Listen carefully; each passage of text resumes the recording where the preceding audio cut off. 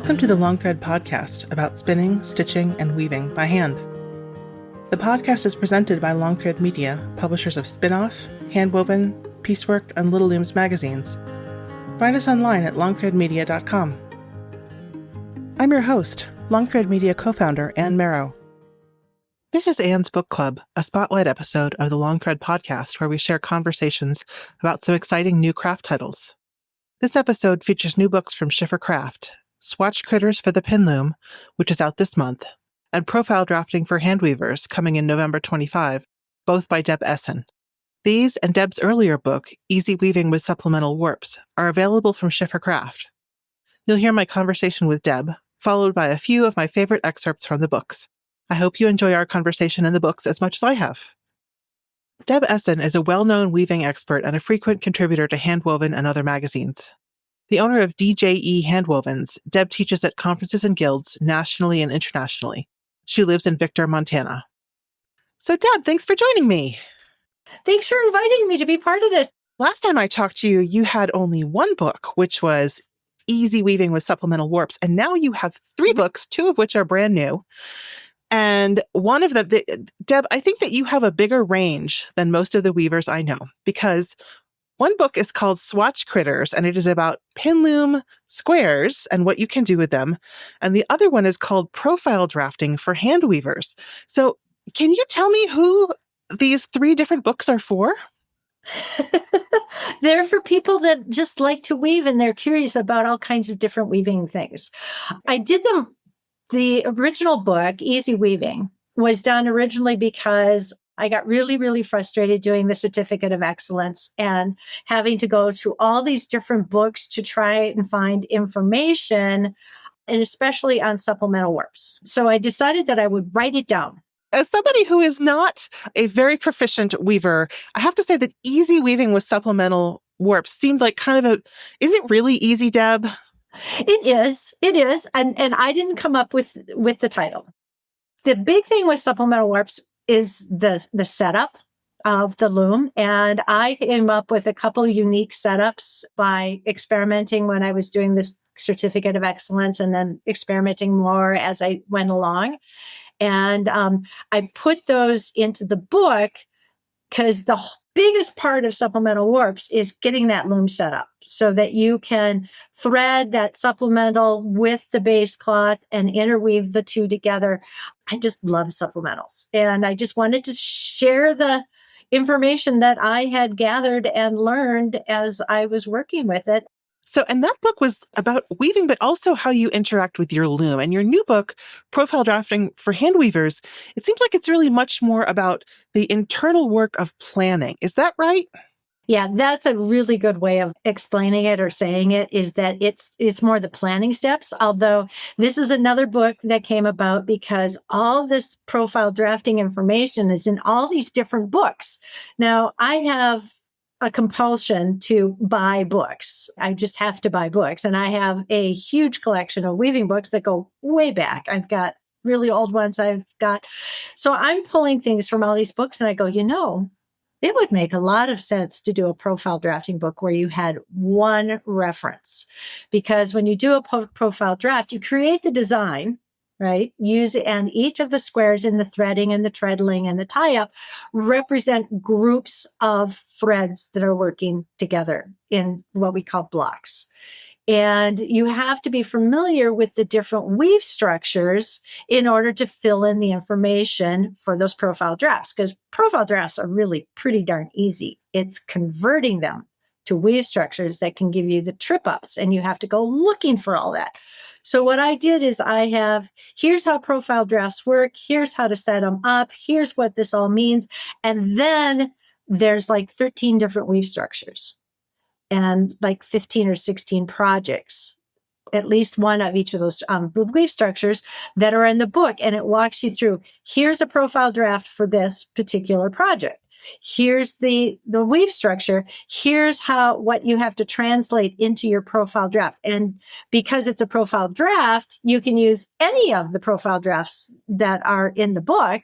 Just plug in the threading and the treadling and the tie-up. And so it's a little bit of an examination of a weave structure, but it's kind of like the Cliff Notes for profile drafts. You've got all those weave structures, and it's not all of them that could be used.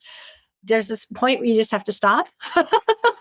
But it's like overshot, and it's summer and winter and Beiderwand and just a whole bunch of different weave structures and a lot of twills, because twill is like, the multi-purpose tool of weaving, and there's lots of twill based weave structures that could be used. So yeah, that's kind of the reason why, and that's what the book was aimed toward, is so you'd have one-stop shopping rather than I need this book and I need that book and I need this book. And yeah. One of the things I was surprised about is how much you can do with 4 or 8 shafts with this book. I would have thought some of these things were far more loom intensive. They can be. You can go down the rabbit hole really fast with profile drafts and all the different weave structures. And I aimed it toward 4 and 8 shaft looms because that's the vast majority of the looms that people own. But you can easily go grab that new 16 harness Jane that you have and you don't know what to do with it. Oh yeah, honey, you can go and play forever with this profile drafting. And because there are weave structures that you need to have several shafts just to do one block. And you may need 12 or 10 or 12 or 16. And you're off and running and having a good time. So yeah, and I know there's a lot of people out there that have the 16 shaft Jade. not to do the inadvertent commercial for what, but yeah, they show up a lot in when I teach. And so I know they're out there. And it's a great little loom. The funny thing is that not too long, Madeline Vanderhoot said, well, you could say that there's only 3 kinds of weaving. There's plain weave, block weave, and twill. And you actually have block weave and twill as part of this profile drafting. Yeah, and because twill can be done up in blocks, but twill also is the basis for satin and damask and false satin and false damask. So, and you can also use twill threading, and twill threading is such a great little tool. You can use twill threading for double weave. So you can have 2-layer double weave in patterns doing a profile draft and convert that profile draft into a 2 or 3 or 4 blocks, depending on how many shafts you have. You can convert that double weave using your twill threading. So yeah, it sneaks its way into so many different weave structures. You get going and you go, oh wait, that's twill. Oh, that's a twill thing too. I think twill, it was all those women and men who were weavers who said, I wonder what will happen if I do this. And they went, well, that's very interesting and quite wonderful. I will make that and call it this weave structure. So, I know that one of the things people find most surprising about the Supplemental Warps book is how much you can do without an extra beam. When you teach profile drafting, what do people find most surprising? The grand mystery for profile drafting that gets asked every time I do it is, how do you figure out those tie-ups? So that's a biggie. People can plug in the treadling, they'll plug in the threading, but the tie-ups just mystify people. And we work through that because it's actually just asking yourself, what do you want the threads to do? And do you want them to go up or do you want them to stay down? It's very binary. So depending on the pattern that you're using, you're going to tie up your shafts so that they play together to create the pattern in the block that you're looking at. That's probably the easiest, least complicated way of explaining it. So we've been talking about profile drafts and just sort of up and down, but then when we move to your Swatch Critters from the Pin Loom book, we're all into 3 dimensions and all into a totally different kind of fun. So can you tell me how you, as somebody who loves structure, wound up making dozens of these adorable little Pin Loom animals? Well, it's all Jane Patrick's fault. Okay. It is.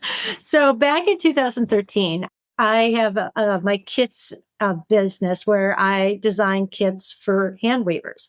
And I was at the TNNA summer show, and that was the year that Shaq introduced their Zoom Loom Pin Loom. And Jane comes over to my booth and she's got one of those and she says, would you be interested in doing kits for the Pin Loom? And I said, well, absolutely. Right. And I'm looking at the thing going, well, a scarf just really feels uninspired and, a Mm-hmm. table runner, blah, blah, blah.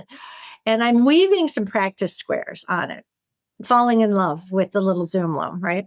And I've got green knitting yarn and I went, I wonder if I can make a turtle. And so I wove up a bunch of squares, and the first one looked a lot like an armadillo. It was not totally successful, but eventually I got it to look like a turtle. And I brought it over to Mountain Colors because that's where I was getting all of my knitting yarn for weaving. And I said, look, you guys, look what I made. And they were cracking up. And Eileen, their office manager, actually coined the phrase, and you can call them Swatch Critters. I went, yeah. Yeah. And just never looked back. They are so much fun. And no squares are cut in the making of a Swatch Critter. Oh. They are And all I noticed about that, folding. so I noticed that Two Dot the Turtle is the very first one in the book. So Yes. Yes. Do you have a favorite? Do I have a favorite? Oh, that's a tough one because they're all like favorites for a while. I really loved the unicorn was just like so much fun to make because, and then we named it Eureka because Eureka, I made a unicorn. And I would have to say though, probably my all-time favorite is Teton the teddy bear. And Teton is big. He's like sits 12 inches tall. And that was the first really big critter I made. And he's got a little hand knit sweater that he wears with it. And the pattern is included in the book. It was written by Diana McKay at Mountain Colors because I knit, but I don't design knitting. And yeah, I think he's just squishy and fun. And yeah, he's good. And I love people who have purchased kits will send me every once in a while, they'll send me a picture of their completed critter. And one woman had taken Teton and made it into a girl teddy because it was for her girl granddaughter. And she called it Tatiana. And she had a little pink sweater that she'd made for her and a big knitted pink bow that was on the top. It was absolutely adorable. It's just, I love when people get creative. So two of my favorites are Geraldine the giraffe, partly because you would think that you would take a square and essentially turn it into a cylinder, but Geraldine's, all the parts of the square don't necessarily just turn on that sort of in that cylinder axis. They kind of curve around and make all kinds of different shapes. Yeah, it's all about instead of letting it stay a square, you give it more space to move, and it can be the back can be a diamond shape, and that makes the body into an oval. A lot of these were, I really, really, really stink at geometry. I don't believe you. I don't believe you. You're really a weaver who makes Swatch Critters? I don't believe you. Yeah, I'm bad at geometry, but I'm really good at packing a box or like a suitcase or like a moving van. And I can make all those little pieces and find spots and every thing fits in like that. So that's what I kind of think of the critters as is like, how do you fold something so it fits into that space and makes that shape the way you want it to? But yeah, there's a lot of fun ones. Fraser the Frog is another one that's really fun. And when I did him years ago, somebody picked him up at a show and said, he'd make a great like beanbag. And we were tossing him back and forth and his little floppy legs are like flopping all over as he's flying around. We were having a great time. Adults playing with the toys. Sure. I'm also very fond of Pablo the Peacock because it's a way of using a variety of different colors, and it being a peacock is really a good reason to use very colorful yarn. And I notice also that it's a way to use a little bit of patterning. I mean, Pablo's wings are a twill pattern. Yep. In fact, one of the things I included in the book is not only how to weave twill on a pin loom, but also how to weave float patterns. Like you can wind up making zigzags. You can make like a diamond design. That's a diamond with floats versus a diamond with plain weave. And then you put them all together, because I think that they would just be fabulous in some of these critters to have this texture in the, but I couldn't do it in the kits because that was like way extra information that I was like, well, how will I put that in? I don't, that's too hard. Right. So in this book, you can invest in really teaching people how to not only do things with their pin loom squares, but how to be better pin loom weavers. Exactly. So it becomes like a reference and a way to play. And pin looms are great. If you want it, I call it the entry level drug. And I have taught kids as young as 9 how to weave on a pin loom, and they have the coordination and the patience to weave a square. So I have had a couple of shops that did adult and child, like grandmom, child, mom, child, father, child, classes doing the little Swatch Critters, because the child would help weave the squares and then they'd come back and they'd make the critter the next week, and it worked out pretty well. So it's not just for adults. Not just for adults, and also not just for kids. There's lots to explore there. Yeah. I have somebody that emailed me a picture of, she made like 20 sheep. She said, I made a whole herd. She had bought the sheep kit, and then she just kept going because she could. Because she could. Well, Deb, thank you so much for being with me. I hope that everybody has a lot of fun and gets to just go on and on and on with what they explore in your books. Well, thank you for having me, Anne. I'm just going to share a little bit with you from Deb's books, starting with Profile Drafting from Handweavers. This is from the introduction. She says, "Welcome to Profile Drafting, a powerful weaving tool that lets us create one fabric design and translate it into many weave structures. Whether you're a beginning weaver or have been weaving for years, my intent is to open this wonderfully versatile design toolbox for you and explain how to use the tools inside. I consider profile drafts as weaving shorthand, where I can quickly see the overall fabric design and then plug in the threading, treadling, and tie-up for the block weave structure I want to use. I've taught profile drafting for many years, and there are 3 big questions that everyone has that I will answer in this book. Question 1, why use a profile draft? Question 2, how do profile drafts work? And question 3, how do the squares on a profile draft translate into the threading, treadling, and especially the tie-ups for different weave structures? This book is a sampler platter of block weave structures using different profile drafts. I could literally write an entire book on each weave structure, but my intention is to answer those big questions above for each weave structure and whet your appetite for using profile drafting when designing fabrics. All of the projects can be woven on 4 or 8 shafts. If you have more shafts available on your loom, you can weave more blocks of pattern than your fabric. Getting started. I vividly remember taking my first Introduction to Multishaft Weaving class way back in the 1990s. We followed written step-by-step instructions, no drafts involved yet, on how to thread the loom and which treadles to press in sequence, and we wove cloth. It was magic. I was hooked. I learned a very important lesson in that class. Read the instructions and you are set up for success in weaving. You really have to see Deb's new book, Swatch Critters, to believe it, because so much of the book is filled with instructions and photos, but I just want to share a little bit about the description. Pin looms are fun, portable weaving tools for making woven, square, swatch color, and fabric samples. But what to do with all those leftover swatches? Make Swatch Critters. Ideal for fiber art enthusiasts seeking a portable and engaging project, this delightful guide shows how to turn 4-inch woven squares into 30 adorable, cuddly creatures. In this unique method for crafting in 3D, no squares are cut, and only basic sewing skills are needed. Discover the joy of making 30 personality-filled critters, ranging from dogs and cats to T-Rexes and hedgehogs. Together with the step-by-step instructions to make each critter, including pattern templates for their ultra-cute faces, Deb Essen shares the basics newcomers need, how to weave on the pin loom, and 12 key things to know about it. Handy directions are also included for color-changing, weaving patterns in your squares, and weaving twill on a pin loom. Unlock the creative potential of pin loom weaving and enjoy your herd of colorful new companions. To learn more about Deb's books and other Schiffer craft titles, Visit schiffercraft.com. That's SCHIFFERCRAFT.com. And thanks to Schiffer Craft for sponsoring this episode. Thanks to our sponsors for supporting the podcast. Thank you for listening to the Long Thread Podcast. If you've enjoyed this episode, please rate the show and leave us a comment on Apple Podcasts or your favorite podcast platform. Thanks again.